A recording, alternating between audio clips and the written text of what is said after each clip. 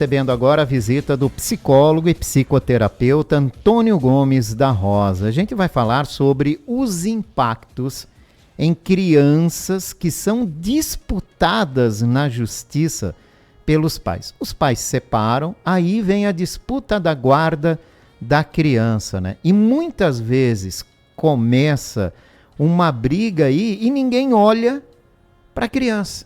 E a criança fica no meio desse tiroteio. Recentemente tivemos aqui o caso em Blumenau que o pai chegou a sequestrar, é a palavra que a justiça utiliza para esse tipo de caso, a criança depois de perder a guarda pela mãe. Antônio Gomes da Rosa, muito obrigado pela participação.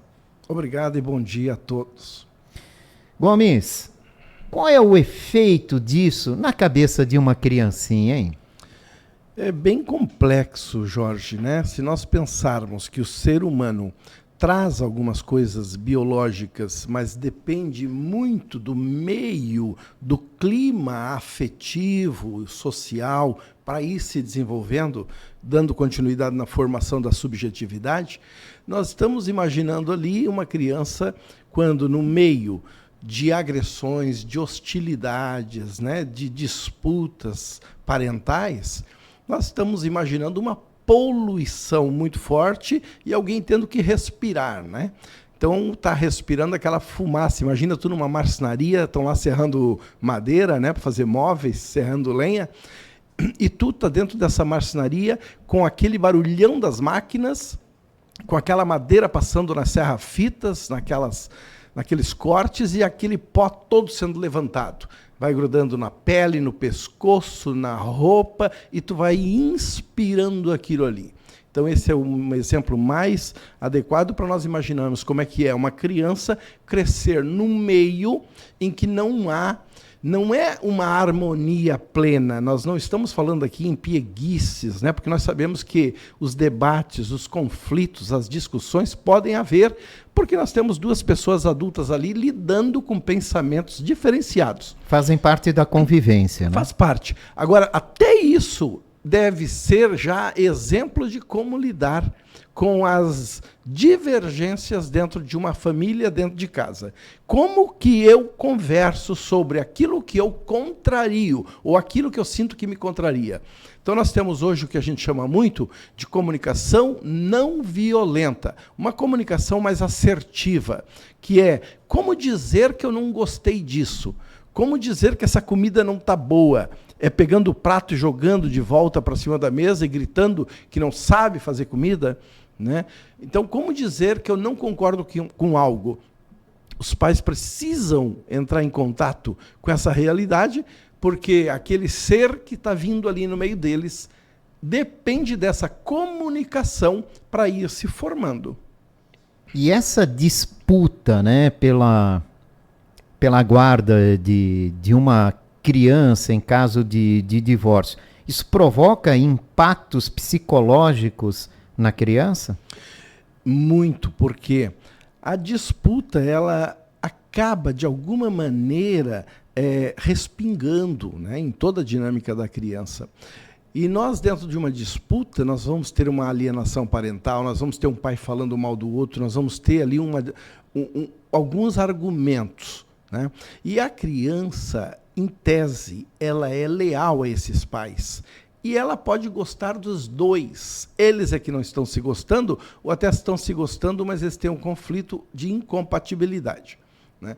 Então, a criança, no meio desse conflito, dessa disputa, ela também gera em si uma insegurança muito grande com ansiedade. Porque a quem ela vai dar ouvidos, a quem ela vai amar? Olha só, ela está pedindo a permissão para amar na fantasia, no imaginário dessa criança. Quem é que eu posso amar nessa briga aqui, nessa disputa? Então nós estamos fragilizando, vulnerabilizando, danificando um psiquismo, sim, dessa criança, que pode acarretar em consequências imediatas, como a aprendizagem na escola, o relacionamento com os colegas, a criança passa a ser agressiva, passa a ficar desfocada, sem atenção, dificuldade no sono, irritabilidade, uma série de fatores, sem falar das febres emocionais, das somatizações, né, que vai se despertando nessa criança, porque ela não vai aguentando e tudo isso vai estourando dentro dela, porque ela não tem mais uma diretriz e ela se sente culpada, né? Normalmente nós já temos esse probleminha em qualquer família sã, no dizer geral da coisa, né? Uma família tranquila, os filhos já ficam muitas vezes assim, achando que deram mais ao pai ou à mãe atenção, entregaram mais afeto, ou recebem mais de um do outro, porque as relações são assim, vamos dizer, dentro dessa harmonização afetiva, tem desníveis dos relacionamentos naturalmente.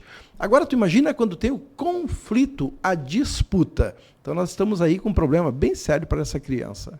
Vamos falar de alienação parental. Isso só acontece e só é visto quando um casal se divorcia ou pode estar no dia a dia sem nem ser percebido. Nossa, aí tu toca numa chaga, na chaga de Jesus aberta, né? Que é aquilo que nós não queremos, porque é muita dor o que eu vou falar agora. Agora, que essa alienação parental não é só quando eles se separam. Está dentro de casa, está dentro de um lar com papai e mamãe e que vão ao culto e à missa. Eles podem estar gerando competições. Eles podem estar gerando um ambiente desnivelado afetivamente por conta de um deles mais agressivo, por conta de uma crença de que tem que se impor ou se comportar de uma forma em que o outro não concorda. Então, eles vão levando a essa criança, de certa forma, um jeito de pensar, fazendo com que a criança imagine que esse pai ou essa mãe é o melhor, é o mais certo, é o mais correto. Com aquelas brincadeiras do tipo, olha aí, olha o que a tua mãe fez, olha o que ela diz, olha como ela pensa, olha o que teu pai fez, olha o que ele diz, olha como ele pensa. Então tem muitas pequenas frasezinhas dentro de um belo lar, doce lar, que traz uma comunicação violenta, agressiva, tendenciosa, que faz parte de uma alienação parental, em que a criança precisa estar regulando-se no meio daquilo que está desregulado, que é a afetividade, o clima de comunicação e de relacionamento desses pais. Como perceber e como controlar isso? Porque às vezes é inerente da pessoa, né? Perceber é difícil, porque essa autopercepção precisa de maturidade emocional. E, lamentavelmente, ou diga-se até graças a Deus, nós estamos num desenvolvimento humano. Não estamos mais na Idade Média, não é mais o ano 3000 a.C., nem é o ano de 1400. Nós estamos evoluindo, mas ainda não percebemos totalmente como é que nós nos comportamos nas relações, porque nós temos as nossas defesas, os nossos mecanismos neuróticos. Então, eu posso defender que o meu jeito de pensar e agir é o correto. Mas, se eu tiver capacidade, pela minha maturidade emocional, de compreender que o outro também tem um jeito de funcionar e que tem que existir um meio termo aqui, então nós podemos, aí sim, nos rendermos a uma evolução dessa família, dessas questões todas que nós estamos falando, como alienação parental. Então, perceber, a autopercepção, é um processo que nós estamos em desenvolvimento, porque cada um de nós está dentro de um limite de alienação própria, das próprias questões emocionais, porque é a formação do nosso psiquismo e são as nossas defesas. Então, como o alcoolista que precisa dizer, no primeiro momento, eu sou dependente, senão ele não vai buscar a recuperação e nem vai aceitar, nós também precisamos dizer, eu sou um humano em desenvolvimento ilimitado, e a maneira como eu penso e ajo dentro de casa pode ser que não seja de fato a verdade plena, e eu tenho que ir me revendo. Só assim o humano vai evoluindo, Jorge. Entendendo que ele precisa evoluir. Entendendo que o que eu defendo faz parte, sim, das minhas crenças, de como o meu imaginário foi povoado, de como eu acredito ideologicamente, né? Esse é o meu jeito. E eu posso defender isso, obviamente. Nós temos identidade, nós temos personalidade, mas eu preciso também me render a que, se há um diferente, eu também devo me questionar nisso.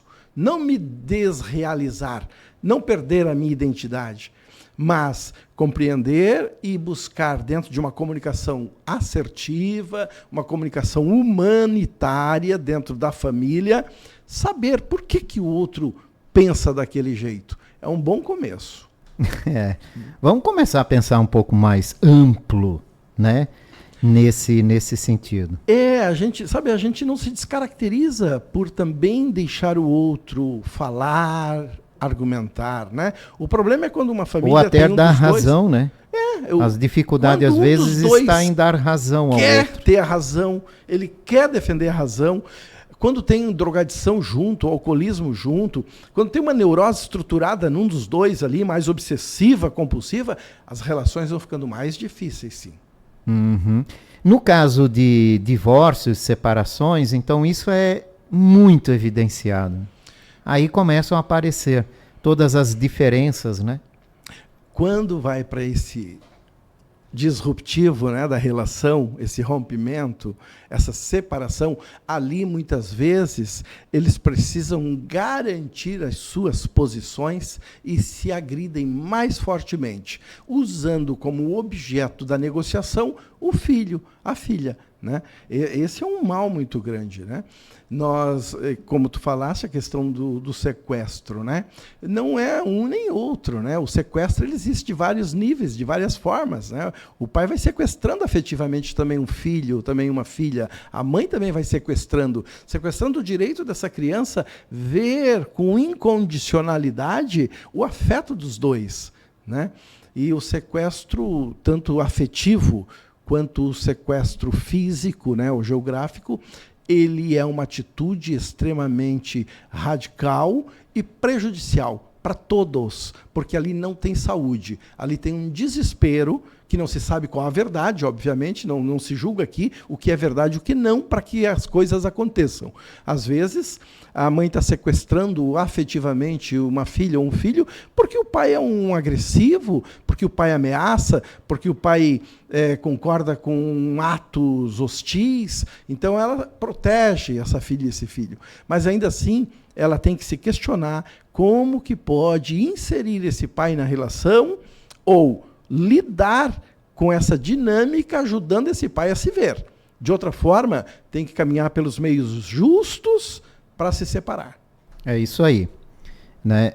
No caso, voltando a específico, é essa menina de 8 anos que passa por toda essa situação, né? Só piora porque agora está em um abrigo lá no Rio de Janeiro. Então a mãe está lá para pegar essa criança, trazer de volta, mas tem todo um procedimento policial agora, né? Toda uma investigação, e isso vai trazendo marcas para essa criança, né?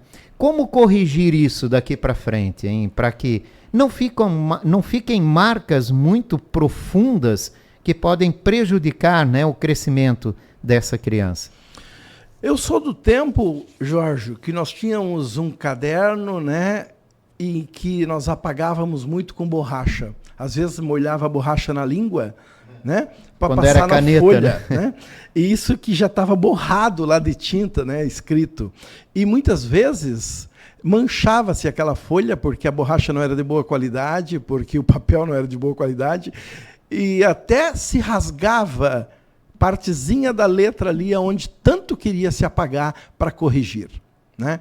Então, não tem como nós dizermos que uma cicatriz vai existir, né? Então, imagina, eu tenho uma cicatriz na testa, né? Tu pode ter uma cicatriz. As pessoas que têm uma ferida, tiveram na infância uma ferida, vão ver que tem uma cicatriz na pele.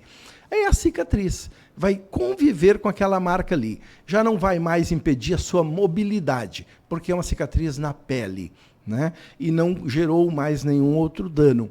Assim funciona a questão das marcas, das feridas que acontece com uma criança nas experiências dela. A experiência é internalizada e, a partir dessa internalização, nós precisamos acompanhar o desdobramento das consequências emocionais. Provavelmente, qualquer criança que passa por isso vai para um processo de psicoterapia.